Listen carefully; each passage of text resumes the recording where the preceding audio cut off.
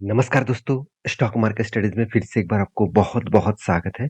तो आज मैं फिर से आपके सामने कुछ इम्पोर्टेंस कंपनी का अपडेट लेके आया हूँ। तो इस वीडियो को लास्ट तक देखना और अभी तक अपने चैनल को सब्सक्राइब नहीं किया, तो ज़रूर कर लेना क्योंकि इसी चैनल के माध्यम से आपको सारे कंपनीज़ के अपडेट्स और उसके टेक्निकली चार्ट पैटर्न्स के बारे में भी पता चलेगा।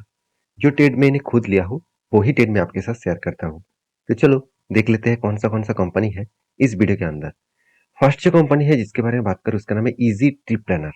देखिए इजी ट्रिप प्लानर के ऊपर बहुत दिनों से मैं चर्चा कर रहा हूँ। ये कंपनी के ऊपर एक मैसिव यहाँ पे करेक्शन देखने को मिला, कंटिन्यूसली एक गिरावट देखने को मिला है और इस तरीके से करेक्शन होने के पीछे कारण भी है। और फिलहाल के लिए जो सिचुएशन है वो एक शानदार तरीके से एक टेक्निकली चार्ट पैटर्न को वो ब्रेकआउट किया है। तो मेरे हिसाब से एक लॉन्ग जर्नी फिर से स्टार्ट होने के लिए वो तैयार हो रहा है। तो लॉन्ग जर्नी देखने से पहले कंपनी का परफॉर्मेंस देखना बहुत इंपॉर्टेंट है। देखिए कंपनी के परफॉर्मेंस में सबसे पहले मैं कंपनी का रिजल्ट में आपको बता देता हूँ, क्योंकि देखिए कुछ भी हो कंपनी का सेल्स अगर नहीं हो रहा है और कंपनी का मतलब प्रॉफिट नहीं हो रहा है तो उस कंपनी के ऊपर रहने से अच्छा है ना ना ही रहे तो बेहतर होगा। तो कंपनी के सेल्स के बारे में बात करें तो कंटिन्यूसली कंपनी सेल्स को इंक्रीज किया और उसी हिसाब से कंपनी एक्सपेंस को भी मेंटेन किए। जैसे देखेंगे तो कंपनी का पिछली बार जो सेल्स था इस बार सेल्स बढ़ा और एक्सपेंस भी देखिए 50% कम एक्सपेंस किए थे, इस बार भी 50% कम एक्सपेंस किए। फिर भी कंपनी का जो ऑपरेटिंग प्रॉफिट मार्जिन है वो देखिए कितना 50% के आसपास पिछली बार था, इस बार 33% के आसपास हो गया। अभी जो मेन इंपॉर्टेंस पॉइंट है वो है कंपनी का एक्सपेंस। देखिए एक्सपेंस सबसे जो बड़ा एक्सपेंस है कंपनी के लिए वो है एम्प्लॉय कॉस्ट। ध्यान से देखना, इस कंपनी का एम्प्लॉय कॉस्ट 2020 में करीबन ऑल ओवर देखा जाए तो मैं थोड़ा सा जूम छोटा करके देखिए इतना था 134% के आसपास। इतना बड़ा एम्प्लॉय कॉस्ट है, मतलब जितना इसका एम्प्लॉय था उसको कितने ज़्यादा पैसा देना पड़ा था आप सोचिए। उसके बाद देखिए धीरे-धीरे करके कम होता गया और एम्प्लॉयी कॉस्ट कम होने के बाद कंपनी का प्रॉफिट मार्जिन में इम्पैक्ट आया। मान के चलिए आपका एक बिज़नेस है, आपका हर मंथ मान के चलिए 5 लाख आपका टोटल सेल्स हो रहा है और आपका एक्सपेंस हो रहा है मान के चलिए अ, च 5-4 लाख और उनमें से 4 लाख का जो टोटल एक्सपेंस है, वही एक्सपेंस में मान के चलिए साढ़े 3 लाख सिर्फ आपका एम्प्लॉयी का खर्चा है। तो आपके लिए ये पॉइंट्स बहुत नेगेटिव पॉइंट बन सकता है क्योंकि यही एम्प्लॉयी कॉस्ट को आपको कम करना होगा, तभी आपको प्रॉफिट मार्जिन ज़्यादा दिखेगा। तो एम्प्लॉयी कॉस्ट को कम किया, अभी जो फिलहाल के लिए एम्प्लॉयी कॉस्ट है वो 13% के आसपास है, जो पिछले बार के तुलना से थोड़ा-सा ज़्यादा हुआ, फिर भी एक लेवल्स में है, एक थोड़ा-सा कम हुआ है, थोड़ा-सा नहीं बहुत ज़्यादा कम हुआ है लास्ट 3 ईयर्स में। और इस एक्सपेंस को मेंटेन करने के बाद कंपनी के जो प्रॉफिट मार्जिन है वो पिछले बार 34 करोड़ के आसपास था, इस बार वो बढ़ के हो चुके हैं 26 करोड़। तो पिछले सालों में कितना था 16 करोड़। तो ओवरऑल यहाँ पे जो कंपनी का जो एक्स मतलब प्रॉफिट हुआ वो मेरे हिसाब से ठीक ठाक ही है। अभी ओवरऑल कंपनी का जो सेल्स का रिपोर्ट है वो भी आप देखेंगे ईयर ऑफ ईयर बेसिस में, यहाँ पे देखिए मैसिव एक मोमेंटम जंप देखने को मिला और एक्सपेंस को भी कंपनी मिटा दिया और उसके बाद कंपनी का नेट प्रॉफिट इस बार हाईएस्ट प्रॉफिट जनरेट देखने को मिला। जब इतने सारे पॉइंट्स पॉजिटिव में हो तो आज नहीं तो कल वो कंपनी फिर से खड़ा हो पाएंगे, क्योंकि कंपनी का सेल्स ग्रोथ ठीक ठाक है, प्रॉफिट ग्रोथ भी और भी ठीक ठाक है, परसेंट रिटर्न ऑफ इक्विटी भी और भी शानदार है। तो इतने सारे पॉइंट्स पॉजिटिव होने के बाद भी कंपनी कुछ रिटर्न नहीं दिया, इसका मतलब आज नहीं तो कल वो जरूर रिटर्न देंगे। और इंडिया में दो ही टिकटिंग मतलब टिकट बेचने वाला कंपनी है, जिसमें एक है आईआरसीटीसी, दूसरा है इजी ट्रिप प्लानर। तो इजी ट्रिप प्लानर और आईआरसीटीसी ये दोनों कंपनी ही प्रॉफिटेबल में है और बाकी जितने सारे टिकट बेचने वाला कंपनी है वो सारे कंपनीज आज लॉसेस में है। तो बैलेंस शीट के बारे में बात करूँ तो कंपनी के जो रिजर्व है वो देखिए लगातार बढ़ते चले गए। 3 करोड़ हुआ करता था 10 साल पहले और आज कितना 213 करोड़ के आसपास बन चुके हैं। बोरिंग्स के बारे में बात करूँ तो बोरिंग्स भी देखिए बड़ी बढ़ चुके हैं 65 करोड़ के आसपास और इस बोरिंग्स बनने के पीछे कारण भी है। कंपनी को इस बार 163 करोड़ के आसपास प्रोजेक्ट भी मिला। तो इतना बड़ा प्रोजेक्ट मिलने के कारण कंपनी के हाथ में तो उतना पैसा नहीं है, तो इसीलिए कंपनी ने क्या किया, कर्जा उठा लिया। क्योंकि कंपनी के हाथ में कैश कितना है, कंपनी के हाथ में कुछ कैश ही नहीं है। टोटल जो कैश पड़ा हुआ था वो कंपनी फिर से री इन्वेस्ट कर दिया कंपनी के बिजनेस के ऊपर। और रही बात एज ए रेशियोज के बारे में, तो कैश कन्वर्जन साइकिल जो पहले 2 दिन 3 दिनों के अंदर अंदर हाथ में पैसा आ रहा था, आज टाइम बहुत ज़्यादा लग रहा है, 138 डेज़ के आसपास। तो अभी कहेंगे सर टिकट बेचने वाला कंपनी के ऊपर इतना टाइम क्यों लग रहा है? क्योंकि देखिए कंपनी का सिर्फ बिजनेस टिकटिंग के ऊपर नहीं, कंपनी का बिजनेस होटल बिजनेस के ऊपर भी है, होटल रिजर्वेशन, तो उस तरीके से प्रोजेक्ट के ऊपर है। तो कंपनी मान के चलिए किसी भी होटल के साथ फ्रेंचाइजीज लेके रखा है कि मैं आपको जितने कस्टमर आएगा मैं आपके होटल को रेफर करूंगा और आपके होटल में वो रहेंगे।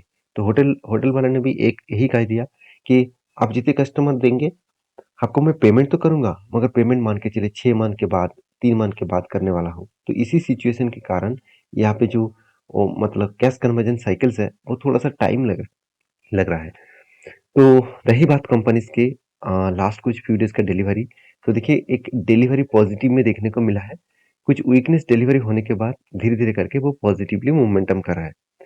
तो इजी ट्री प्लानर के जो चार्ट पैटर्न है आप देखेंगे तो यहाँ पे कुछ इस तरीके से सिचुएशन देखने को मिला।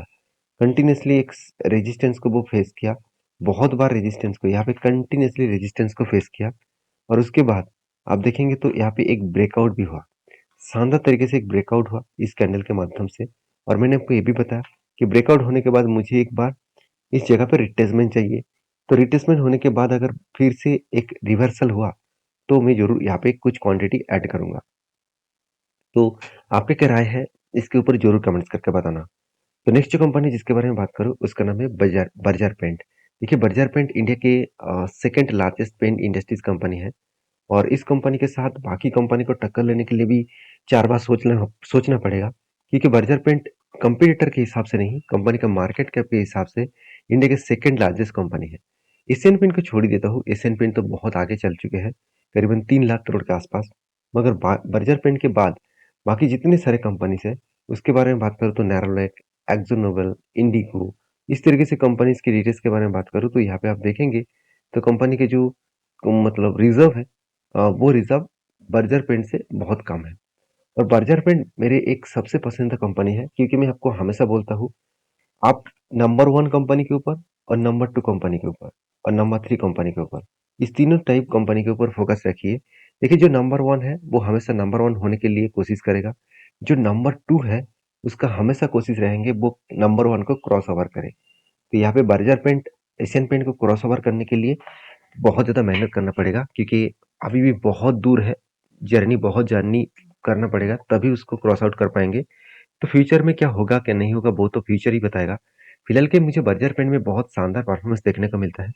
वैल्यूएशन थोड़ा सा हाई है, बाकी आरओसी आरओई बेस्ड है, इनकम भी है और कर्जा भी ना के बराबर है। सबसे मजेदार बात है कंपनी के प्रोमोटर के पास होल्डिंग्स अच्छा खासा है।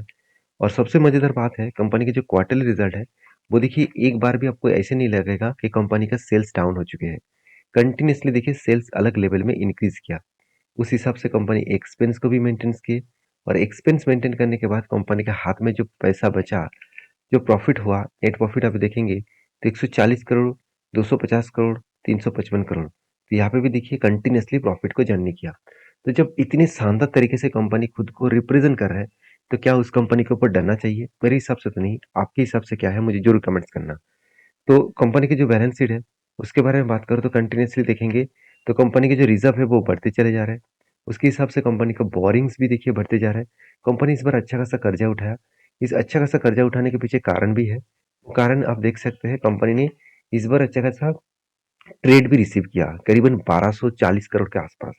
तो आप देखेंगे तो इन्वेस्टर इसका जो प्रोमोटर से लेकर सॉरी कंपनी के ऊपर जो इन्वेस्ट किया गया है, तो इन्वेंटरी जो है वो इन्वेंटरी आप देखेंगे तो इन्वेंटरी भी यहाँ पे बढ़ चुके हैं। तो जब कोई किसी कंपनी का इन्वेंटरी और उसका ट्रेड्स जो रिसीवेबल है ये दोनों चीज अगर बढ़ गया तो सोचिए कंपनी में एक अपकमिंग टाइम्स में एक अच्छा खासा ग्रोथ होने का चांसेस है। तो रही बात कंपनी का कैश फ्लो में, एक चीज आपको हमेशा देखना चाहिए कि कंपनी जो कर्जा लिया क्या वो कर्जे को ठीक ठाक से मिटा पा रहा है। आप देखेंगे कंपनी जितना कर्जा लिए लिए जा रहा है उतना कर्जा वो मिटा भी दे रहा है। ऐसे नहीं कि कंपनी सिर्फ कर्जा ही ले रहा है और उसको मिटा नहीं पा रहा है, ऐसे बिल्कुल नहीं। कंपनी कर्जा भी लिया और उसको मिटा भी दिया। अभी कंपनी के जो इन्वेंटरी जो है उसके बारे में बात करूं, सॉरी इन्वेस्टर के बारे में बात करूं, तो प्रोमोटर से लेकर एफआईडीएस पब्लिक हर किसी के पास इन्वेस्टमेंट है। तो मेरे हिसाब से बर्जर पेंट जैसे कंपनी के ऊपर फोकस रखना चाहिए। और रही बात लास्ट कुछ फ्यू डेज का डेटा दिखा दूं तो 40 40 से 50% के आस बीच में ही कंपनी का डिलीवरी देखने को मिला है। तो कंटिन्यूअसली यहाँ पे डिलीवरी अच्छा खासा लेवल्स में देखने को मिला है। अभी इसका चार्ट पैटर्न्स के बारे में बात करूँ तो मैंने एक ट्रेड आपको मेंशन किया था। वो ट्रेड कुछ इस तरीके से था, कफ विथ हैंडल पैटर्न्स बना था और मैं आपको ये भी बताया कि इसको ब्रेकआउट होने के बाद मैं ज़रूर यहाँ पे एंट्री लेने वाला हूँ। तो ब्रेकआउट भी हुआ और यहाँ पे देख सकते हैं शानदार तरीके से ऊपर भी गया था, उसके बाद बिग क्रैश हो गया। क्योंकि इसके पीछे कारणस भी है, मैं कारणस मैं आपको समझा चुका हूँ। ये ग्रासिम जो मैंने आपको कमेंट्स करने के लिए बोला था पिछले वीडियो में कि ग्रासिम ने पेंट इंडस्ट्रीज के ऊपर एंट्री हो चुके हैं, मतलब वो एंट्री होने वाले हैं और इसीलिए वो 6 अलग जगह पे वो प्लांट्स बनाने वाले हैं मैन्युफैक्चरिंग के लिए। तो जब इस न्यूज़ आया, इस न्यूज़ के कारण एशियन पेंट और बर्जर पेंट के ऊपर एक बिग क्रैश देखने को मिला। तो मेरे हिसाब से इस तरीके से न्यूज़ तो आते रहेंगे, तो आपको यहाँ पे चिंता करने का ज़रूरत नहीं। यहाँ पे आज गिरावट हो रहा है, कल फिर से वो रिवर्सल करेगा और टारगेट भी हो सकते हैं। देखिए, मैं तो बुलिश हूँ और मेरे हिसाब से अपॉर्चुनिटी जब इस जगह पे मिला है, अगर इस जगह पे मुझे नहीं मिलता, तो फिर से मैं और भी ज़्यादा क्वांटिटी यहाँ पे ऐड कर देता, क्योंकि यहाँ पे मुझे सस्ते दामों में शेयर मिला है। तो बाकी आपकी क्या राय है इस कंपनी के ऊपर ज़रूर कमेंट्स करना। मैं तो इस कंपनी के ऊपर एंट्री ले चुका हूँ। आप किस तरीके से इस कंपनी के ऊपर स्टडी कर रहे हैं, मुझे ज़रूर कमेंट्स करके बताना। नेक्स्ट जो कंपनी है जिसके बारे में बात करूँ उसका नाम है एलटीआई माइंडट्री। देखिए, एलटीआई माइंडट्री एल&टी ग्रुप की एक पॉपुलर कंपनी है। तो 2022 में एलटीआई और माइंडट्री दोनों अलग-अलग कंपनी को एक साथ मार्ज किया गया। तो मार्ज इसीलिए किया गया क्योंकि दोनों का business model same to same है। तो कंपनी यही चाहते हैं कि अगर दोनों का बिजनेस सेम है, तो दोनों का अलग से क्यों चलाया जाए? क्योंकि दोनों को अलग से चलाए जाएँगे तो दोनों अलग मैनेजमेंट टीम रखना पड़ेगा, जहाँ पे खर्चा बहुत ज़्यादा होगा। इसलिए एम्प्लॉयी कॉस्ट को कम करने के लिए और कंपनी को बिजनेस को और भी बूस्ट करने के लिए दोनों को मर्ज किया गया। तो मतलब कंपनीज के जो बिजनेस है मेरे हिसाब से बेस्ट है, क्योंकि 1,55,000 करोड़ के आसपास मार्केट कैप है। आरओसी आरओई बेस्ट है। पी रेशियो देखा है तो रिजनेबल में है। कंपनी का कर्जा 1 रुपया भी नहीं है, हाथ में कैश भी है और प्रोमोटर के पास अच्छा खासा होल्डिंग्स भी है। कंपनी के क्वार्टरली रिजल्ट के बारे में बात करें तो कंपनी का सेल्स ग्रोथ लगातार बढ़ते चले गए। पिछली बार 7,600 करोड़ था, इस बार 8,700 करोड़ बना और कंपनी के एक्सपेंस भी यहाँ पे मेंटेन्स हुए। उसके बाद कंपनी का नेट प्रॉफिट भी अलग लेवल में देखने को मिला। जैसे 1100 करोड़ का नेट प्रॉफिट, पिछले बार का 1100 करोड़, इस बार 1155 करोड़ के आसपास। तो कंपनी के बैलेंस शीट के बारे में बात करें तो कंपनी के रिजर्व लगातार बढ़ते चले गए और कंपनी के देखिए एक जो बोरिंग्स है वो टोटली घटता चला गया और इस बार छोटे मोटे क्वांटिटी के साथ यहाँ पे छोटे मोटे कर्जा यहाँ पे उठाया गया है और कंपनी का जो रिजर्व है उसके साथ साथ कंपनी की जो फिक्स्ड एसेट है वो भी बढ़ता हुआ दिखने को मिला। कंपनी को इस बार 900 करोड़ का प्रोजेक्ट मिला और इसी प्रोजेक्ट के चलते कंपनी में एक मैसिव मोमेंटम आ सकते हैं। तो रही बात एज ए इन्वेस्टर, प्रोमोटर से लेकर एफएसडीएस पब्लिक हर किसी के पास इन्वेस्टमेंट है। किसी भी इंस्टीट्यूशन इसके ऊपर एक बेचना नहीं चाहते हैं, क्योंकि उसके कंटिन्यू से होल्ड करना चाहिए, क्योंकि मतलब होल्ड करना चाहते हैं। जैसे डीएस के पास 4% 4.5% का होल्डिंग था। पिछले मतलब सालों की बात करूं, पिछले क्वार्टर्स के बारे में बात करूं तो 11% के आसपास होल्डिंग था, आज वो बढ़ के हो चुके 12.5% के आसपास। तो कंटिन्यूसली एक होल्डिंग्स को बढ़ाया जा रहा है इंस्टीट्यूशन के माध्यम से। और रही बात इस कंपनी के डिलीवरी डेटा का, तो लगातार देखिए डिलीवरी के डेटा के हिसाब से दिखा दूं तो लास्ट कुछ फ्यू डेज का जो डेटा है वहाँ पे 40 से 39% के आसपास डिलीवरी देखने को मिला। तो मेरे हिसाब से एक पॉजिटिवली यहाँ पे मोमेंटम देखने को मिला है और धीरे-धीरे करके कंपनी आगे भी बढ़ रहा है। और रही बात कंपनी के चार्ट पैटर्न्स का, तो मैंने आपको एक ट्रेड भी मेंशन किया था। वो ट्रेड कुछ इस तरीके से बना था, आप देखेंगे तो यहाँ पे कफ विथ दो दो बार नहीं, 3-3 बार यहाँ पे हैंडल क्रिएट हुआ और हैंडल क्रिएट होने के बाद यहाँ पे ब्रेकआउट भी हुआ, ब्रेकआउट कंफर्मेशन भी हो चुके थे और उसके बाद देखिए थोड़ा ऊपर जाने के बाद फिर से करेक्शन हुआ। देखिए, एक चीज़ मैं आपको बार-बार बोलूँगा कि जब कोई स्ट्रांगली रेजिस्टेंस बनता है और वो रेजिस्टेंस को ब्रेक करने के बाद ऊपर जाना स्टार्ट करते हैं, तो वही रेजिस्टेंस कंपनी के लिए एक सपोर्ट बन जाता है। देखिए, सपोर्ट तक आया, उसके बाद इस जगह पे रिटेस्ट किया और उसके बाद देखिए यहाँ पे बार-बार वो रिटेस्ट कर रहा है। इसका मतलब नीचे जाने की कोशिश नहीं है, ऊपर जाने के लिए वो तैयारी कर रहा है। देखिए, जितने सारे बड़े ऑपरेटर्स को मान के चलिए माल भरना था, माल उठाना था, तो वो मान के चलिए इतना आगे चल गया तो वो माल उठा नहीं पाएँगे, तो इसके लिए उसको क्या किया, नीचे लेके आए और यहाँ पे फिर से वो माल खरीदारी कर रहे हैं और उसके बाद ऊपर ज़रूर वो लेके जाएँगे। तो इस तरीके से सिचुएशन अगर कंप्लीट हुआ तो 21% के आसपास प्रॉफिट मिल सकते हैं, जो टारगेट बनेगा 6300 के आसपास। तो इस बात को आप याद रखिएगा, इस बात को आपको सोचकर काम करना पड़ेगा। तो नेक्स्ट जो कंपनी है जिसके बारे में बात करूँ उसका नाम है एल टी माइंट्री। सॉरी, इसका नाम है श्री वेंकटेश रिफाइनरी लिमिटेड। देखिए, श्री वेंकटेश रिफाइनरी लिमिटेड जो एक एडिबल ऑयल बनाने वाला कंपनी है, और इस कंपनी के बारे में एक ही बात कहूँगा, कंपनी बहुत छोटा है, एक माइक्रो कैप टाइप कंपनी है। तो इसके ऊपर सोच समझ कर कोई डिसीजन लेना, क्योंकि इस कंपनी के ऊपर एक बहुत बड़ा अपडेट्स भी आया। वो अपडेट कुछ इस तरीके से है कि कंपनी बोनस देने वाला है। हर एक शेयर में, हर एक शेयर के बदले एक शेयर कंपनी बोनस के हिसाब से आपको यहाँ पे एक्स्ट्रा बेनिफिट देने वाला है। तो वीडियो को लास्ट तक देखने के लिए बहुत बहुत धन्यवाद। और इसी तरीके से वीडियो पाना है तो चैनल को जरूर सब्सक्राइब करिए। और हाँ, ये वीडियो टोटली एजुकेशन पर्पस में था, कोई भी मेरे तरफ से बाय एंड सेल का रिकमेंडेशन नहीं है।